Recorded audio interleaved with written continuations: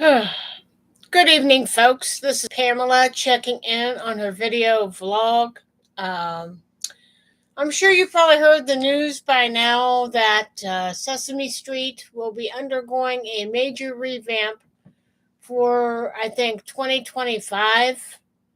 As you know, the deal with Max is coming to an end soon and making the switch from Max to Discovery Plus.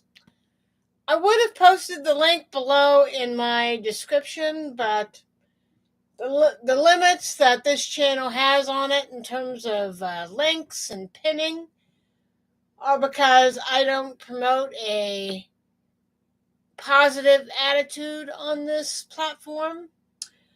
This needs to be talked about. I will post it down below in the commentary section, so keep an eye out for the link. I'm sure you heard the news by now that Sesame Street will be totally revamping the program, which means the format that you saw for the past 50 years will soon be a thing of the past.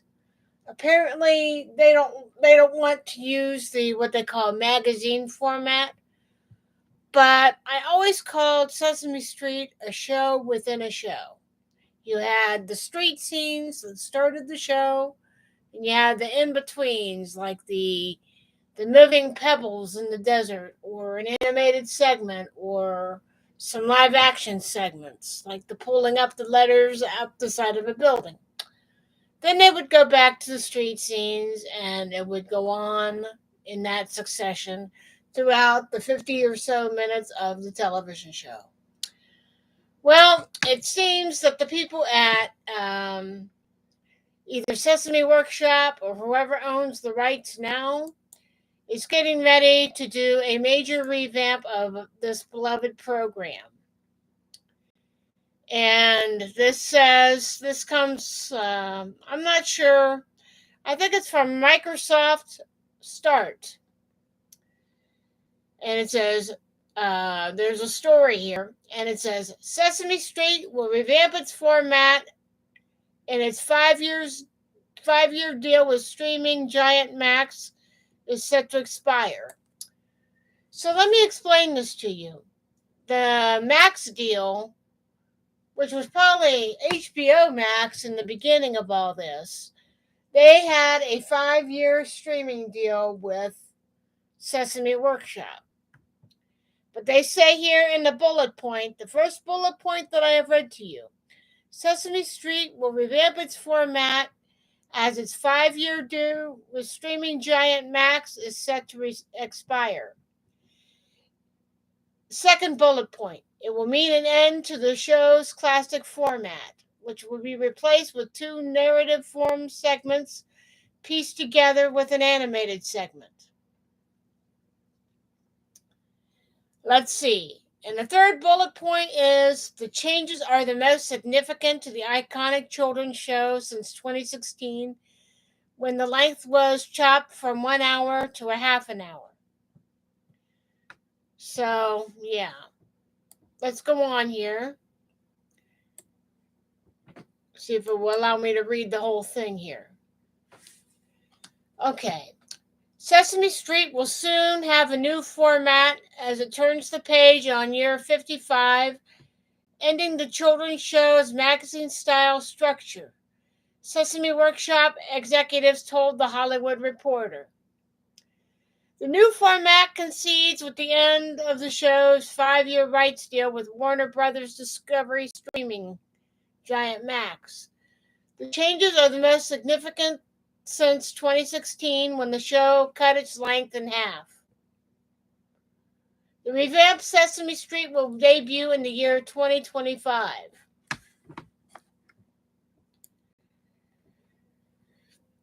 And it goes on to kind of talk about the history. The long-running children's show featuring characters such as Big Bird and Elmo has faced a dramatic past few years as it moved its library to HBO Max, which is now broken down to Max.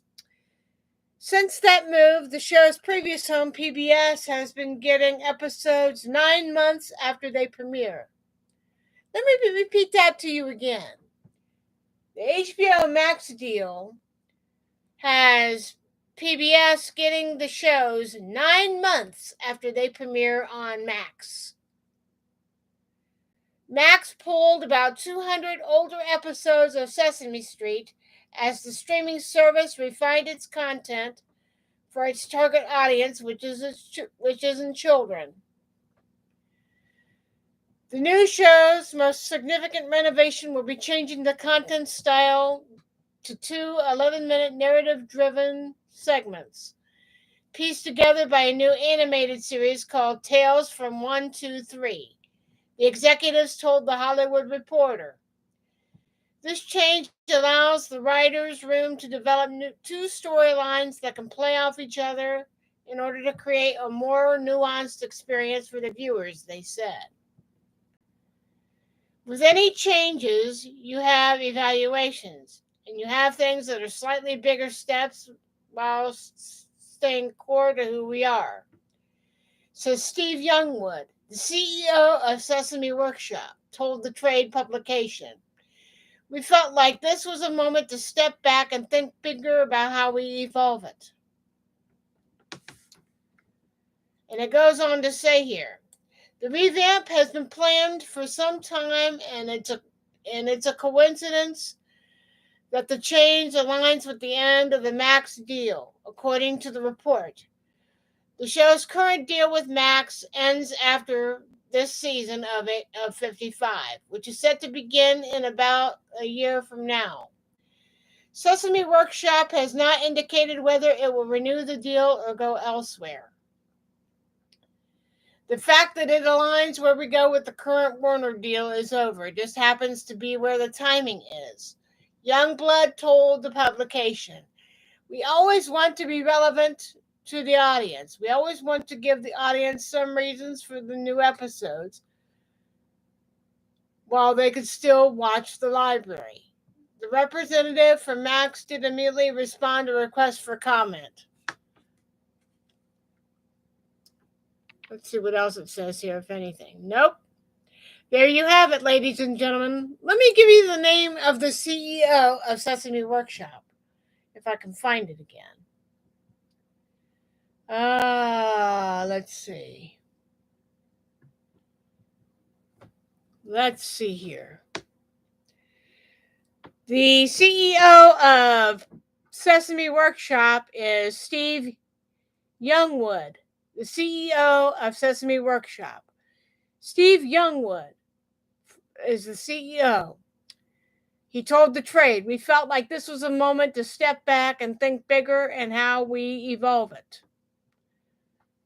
They say the revamp that we will see in 2025 has been planned for some time.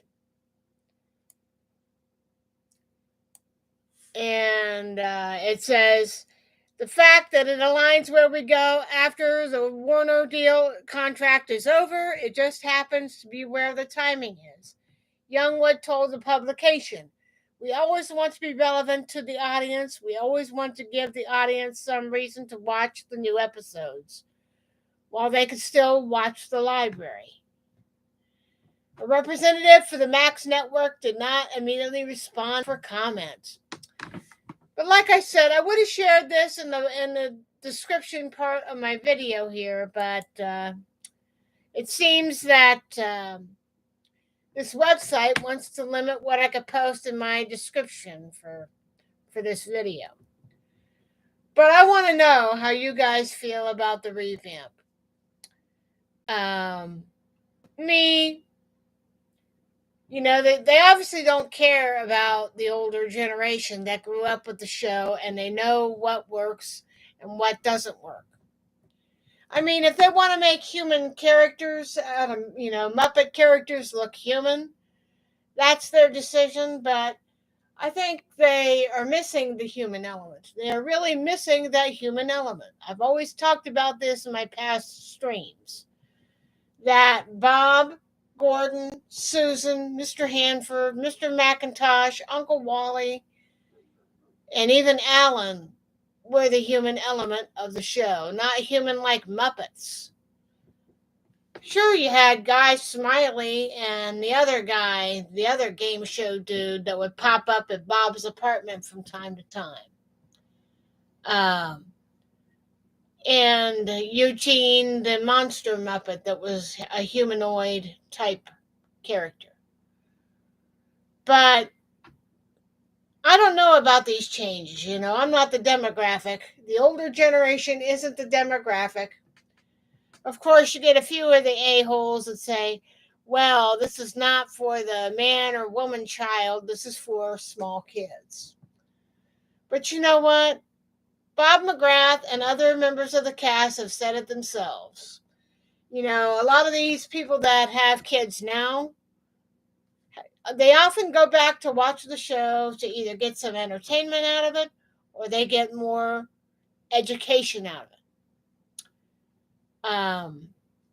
I just think it's sad that the powers that be at Sesame Workshop feel the need to revamp what worked for many, many years. As I've said, I often thought of Sesame Street as a show within a show. You had the street scenes, then a few shorts like Ladybug's Picnic or an animal segment or letter segments like the pinball segments or some of these other segments like the rocks crawling through the desert to make a number. They count themselves and then they make the particular number that is called up for that particular segment. And they've gotten rid of so many great characters over the years. Roosevelt Franklin being one. Harvey Knee Slapper. Roosevelt Franklin is another one. And the guy who used to hit his head on the piano all the time.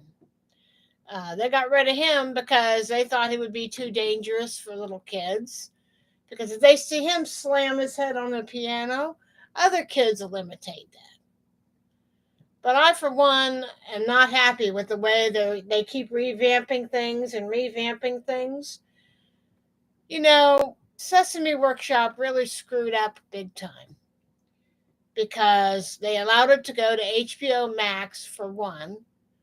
And those that want to watch the older catalog can't because that network pulled off 200 of its classic episodes. That's why users like Sesame Maniac, Amy Dell, Little Jerry Fan, and his backup channels tried for years to get these episodes up so that people can enjoy them.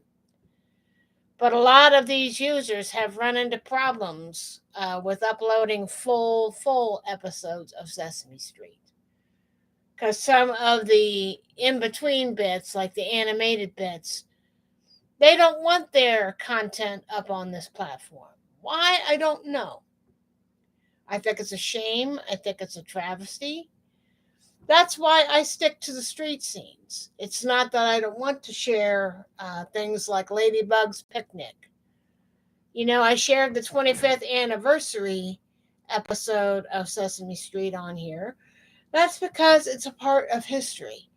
It talks about some of the clips that they show on the program, like "I Got a New Way to Walk" or the Ladybug's Picnic and the Alligator King. How many of you guys remember the song about the Alligator King and the Seven Sons? I certainly do. And as a kid of the 1970s, when they start doing revamps and reboots, it makes me feel like a useless dinosaur. And I know I have some friends in the Sesame community that understand what I'm talking about. Let's go back to 1990. I think that's when the wheels started coming off the train. I talked about this again, and again, and I'm going to talk about it until the day I'm dead. That's what this podcast is about. It's not for the kids. It's not for the faint of heart, I can tell you that. Because the day Jim died on May 20th, 1990, the year I graduated effing high school, was when the wheels started coming off the bus. And you cannot tell me anything different. Because the day they took Jim's name off the end credits, and Disney also took Kermit away from Sesame Street. Kermit was the voice of reason on the street.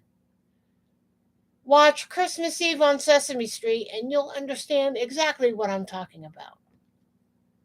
When he goes around and asks kids how Santa gets down those little itty bitty chimneys or get into people's houses that don't have a chimney. And if you really want to know how Santa gets in those itty bitty chimneys or heating ducts, just watch the film The Santa Claus with Tim Allen. That'll tell you everything you need to know. But let me tell you something. Over the years, they've tried many revamps. They have canceled particular Muppets. They tried different characters. They had one character which I really liked. His name was Eugene. You know, the Muppet monster that went to stay with Bob while his parents were at a wedding. I liked him. And I went and looked on the Muppet Wiki to see if he was used in any other episode. And the sad thing is, he wasn't. He was the Muppet who liked broccoli and sang a song about it. And Bob's like, well, I guess here's something that I have. Brought out this big bowl of luscious broccoli. And Eugene is a kid after my own heart because I love broccoli too. And the CEO wants to change things up.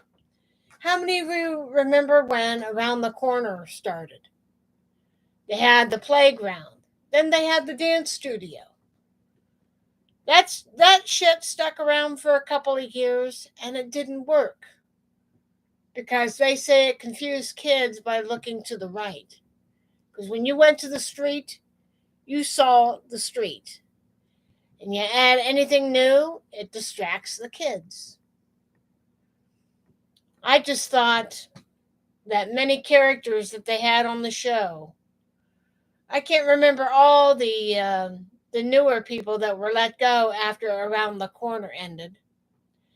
And I really wasn't too partial on Ruthie, to be honest with you. She kind of grated on my nerves.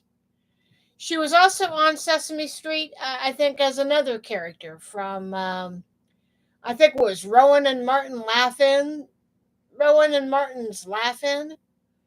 And I think Lily Tomlin used to be on Sesame Street as a little girl that sat in a big rocking chair. I can't think of the character that she played, but I do remember seeing that when I was little.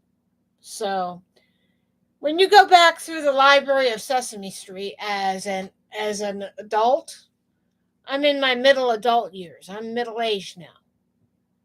I can go back and learn who was on the show, what the show was like, and if I see a storyline that I like, I can get some enjoyment out of it and maybe learn a little something. Let's say like Big Bird went in to do have his tonsils out. You learn the sign for hospital.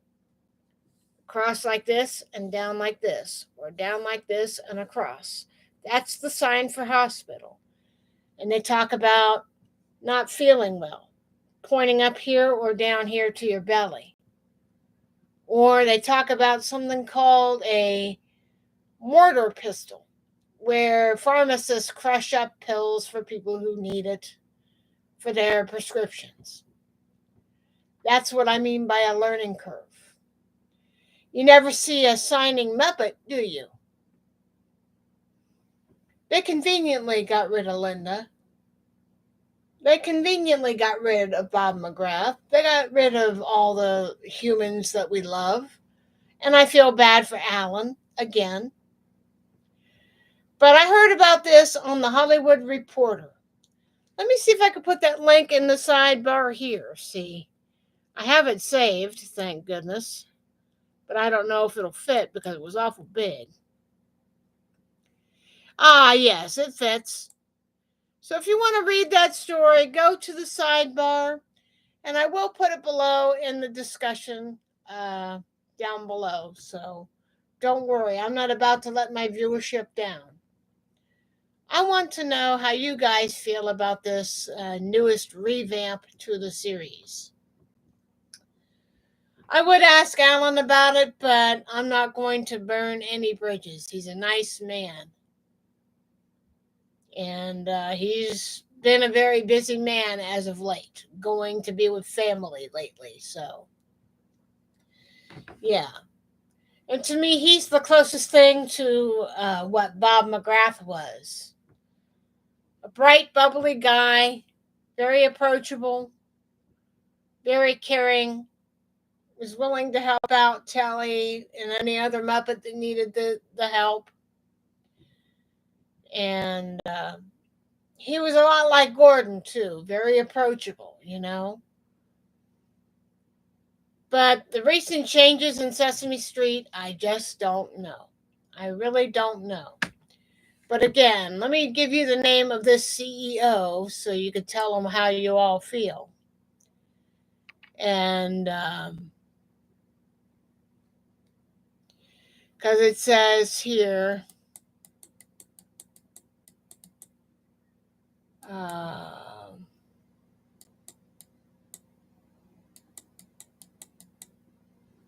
let's see here. See if I can find that for you. The CEO, again,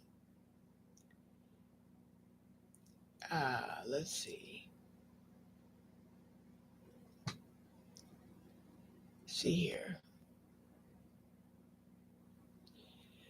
Okay.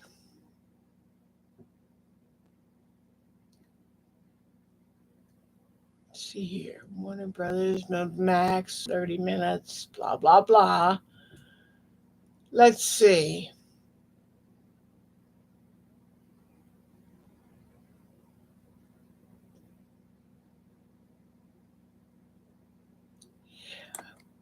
Okay, the CEO's name is Steve Youngwood, the CEO of Sesame Workshop. Steve Youngwood.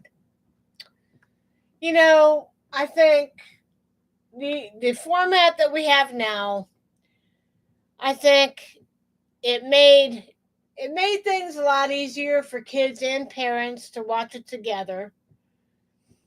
It didn't really grate on the nerves like it does now. You know, you could sit down and watch an episode with your child and explain what is going on.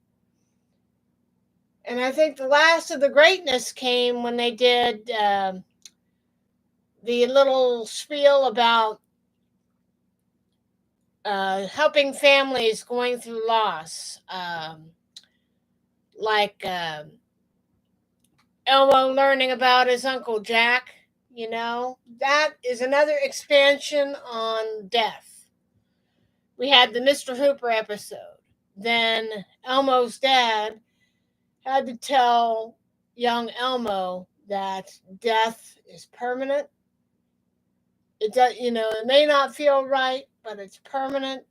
It's a part of what we call life. And that Uncle Jack can't come back. He doesn't eat. He doesn't drink. His body quit working. You know, it's something like that. That's how you help a kid learn, in truth. But I don't know. We'll see. I want to hear any comments in 2025 about this new format that they're going to. You know, they've had a format. It's like a show within a show for 55 years, and they're going to louse it up like they've done everything else. Again, it's been a slow and steady slide in terms of a death for a television show. I mean, it happened to Xavier Riddle in The Secret Museum. Arthur ended its run after so many years. Word Girl isn't really on anymore. I don't think Curious George has been on very much. I mean, he's had a few spin off films, but that's about it. But I want to know how you guys feel about the Sesame revamp. But I like the format that we have now. I mean, I miss the old hour format if you think about it, because you had animated segments, live action segments. They even had animal segments on in the beginning. We could learn about different animals and how they grow up and how we take care of some of them. Go back to the very first episode of Sesame Street. You'll see what I'm talking about. But Joan Gans Cooney set that template. I know they need to stay current for today's kids, but I really don't think that they know what they're doing, because they tried it with Around the Corner and the Dance Studio and introducing characters like Ruthie to the cast.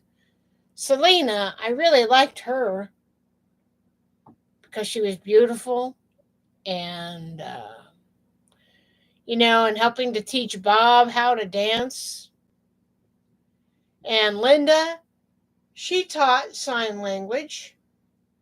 She was a librarian, and I think she had done something that made her miss the trip to Hawaii. But when Big Bird went in to have his tonsils out, she was teaching kids sign language about how to say the word hospital and how to show when a doctor is taking a pulse or a nurse is taking a pulse, or showing how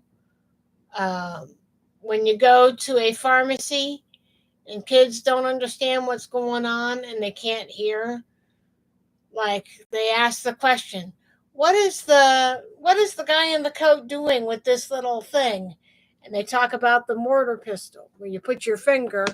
I forget how, I don't know how they actually do it, but they do it like this, and they show it moving around like you're crushing pills for medications.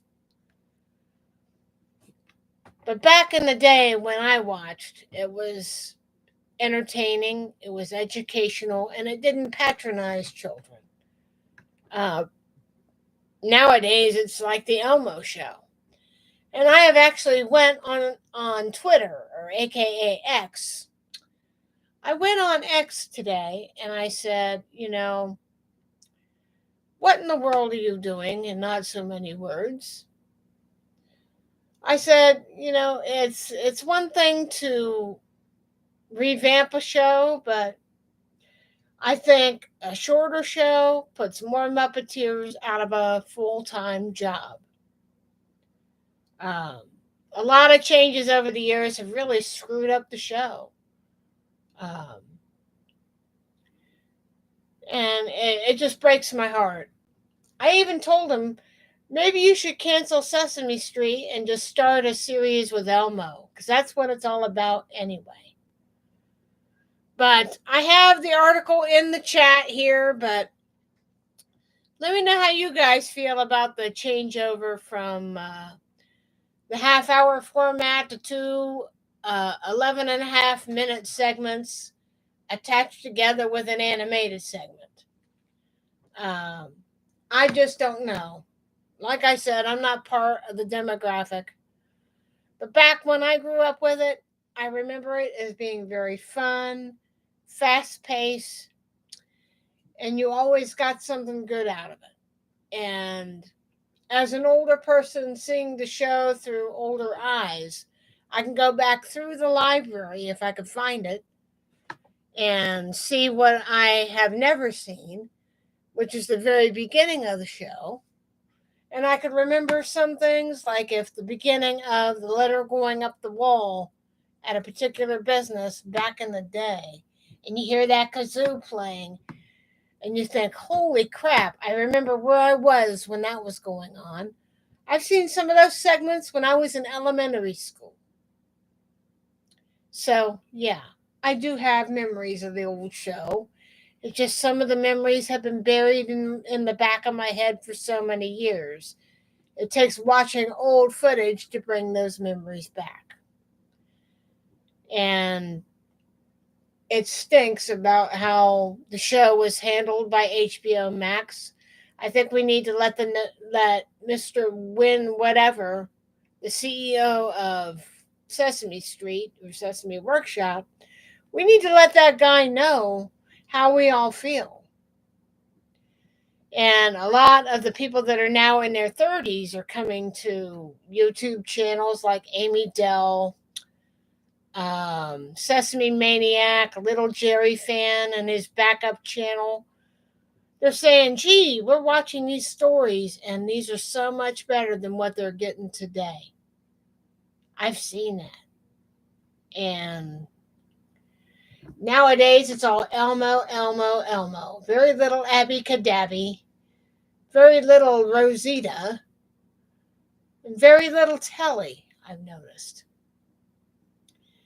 And there's so many changes, and it just doesn't feel right. You get that weird feeling in the pit of your stomach. You wonder what in the world is going on over there. And like I said, I'm glad that Sonia Manzano jumped the leaking ship before it sank. I hate to be that blunt, but that's the truth. That's how I feel. But the CEO and the heads of Max have really bollocks things up. I'm not going to lie. I'm not going to lie. I'm not going to talk about this much.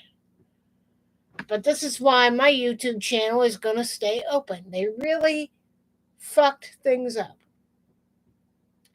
And like I said, after the death of Jim in 1990, it began a long, slow slide into the abyss of death. And again, when they let go of the human characters of Roscoe Orman, aka Gordon, Susan, and Bob McGrath, and any other human that was still left, when they got rid of those guys, there was no miscommunication. There was never, ever, ever any miscommunication. Because you don't just go into work one day and say, oh, here's your pink slip. You guys can go home. You could go home to die. And it's just upsetting to me that's how the human cast was treated. Oh, you're too old. Here's your pink slip. Get out. Then Sesame Workshop tried to cover their sorry behinds by saying even though they're fired, they'll still represent the company. That's like saying you can come back and sell out the leftover material, but you'll have to give back your severance pay. If you don't think I don't know what I'm talking about, go back and watch the one where I talk about my brother whose job folded during the course of the pandemic. And the job lied to him and said, oh, we'll absorb you into the company. You don't have to worry about it. Then one day he went in and they said, you don't have a job anymore. But they told him, you can come back and help sell off the rest of this furniture, but you're going to have to get back your severance pay. My brother John said, you know what? Screw you. I'm keeping my severance pay. I worked hard for that. Here's your keys. I'm gone. Bye. I'll find me another job. And he's been in between jobs ever since. Because the guy is now over 55. And he's doing everything he can to stay afloat. He's trying to get his car fixed as we speak. So don't tell me I don't know what corporate greed is and what idiots are. So, yeah, I've seen it firsthand with my brother. And it's a shame Bob and Emilio and Roscoe had to go through that. And I feel bad for them. But you know what? They walked out of there with their heads held high, and they are icons. Nothing is ever going to change that. And the Sesame Workshop, shame on you. But if you want to fight for Sesame Street, go to Sesame Workshop's page. Let them know how you feel. Send the CEO a note. Make phone calls. I don't care. Do what you can. But I think as I close this video out, I think Sesame Street is really hurting because more and more kids are going towards. They had a show called Chuggington. They have shows like PJ Masks. They had shows like Doc McStuffins. And let's see, Dora the Explorer. And now Alma's Way to the mix. If they want to watch a good program, go to one of those. I have the whole Doc McStuffins library on my computer or through my library. So, yeah. I could pull up Amazon on my computer and watch every single episode if I choose to. If not, I'll get on my TV and watch it. And I think it's a crime. I think it is a real crime. They won't even release Don't Eat the Pictures because they probably don't think it's with current times. But you know what? You can learn about beautiful pieces of art, broken or not, and you can get something good out of it.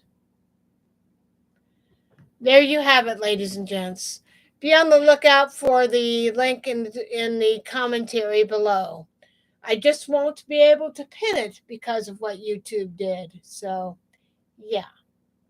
Just go down to the comments section and click on the link. And if you're watching the stream, you can click it on the side over here. So, have a good evening, everybody. It is 6:35. I'm going to get me some water. Get ready to pound that down because in a few days, I got to go see my doctor and get my blood drawn. So, yep, the annual checkup is coming up by the end of the month, and I got to be ready for that. Please keep Bob and company in your thoughts as we go through November. And in December, it will be the anniversary of Robert Emmett McGrath's death. We will get into that in the next podcast. I'll probably just film like a small blurb and post it. And I'll set the date as to when it will be aired. And tune in for that. I don't know if I'm going to make any tributes right now because every time I make one, it's emotionally draining. And with what's going on at Sesame Workshop, it's a mess. It is a certifiable mess. I just thought I'd let you know what in the world was going on. So, yeah. Oh, yeah. And the merge has really screwed things up. You know, you're going to have people that are catering to, they call it the apple juice crowd. We'll get into that in another video. So, yeah. Because they talked about, I think it was the Ohio State Fair concert that I saw Bob McGrath when he was with Frank Capelli and Alvin and the Chipmunks. They called in the paper, they called it the apple juice crowd. And that is hurtful because one, I grew up with Alvin and the Chipmunks, and two, I grew up with Bob. And Frank Capelli, I knew nothing about when I saw him in concert with the two that I had mentioned a few minutes ago. So, yeah. So, you know, I still went to Sesame Street Live because I wanted to capture a little bit of that nostalgia and keep me feeling young. Because there are days I feel so old, it's not even funny. Have a good night, everybody. I'll talk to you when I'm feeling better. Seeing as nobody gives a shit, so I'm out.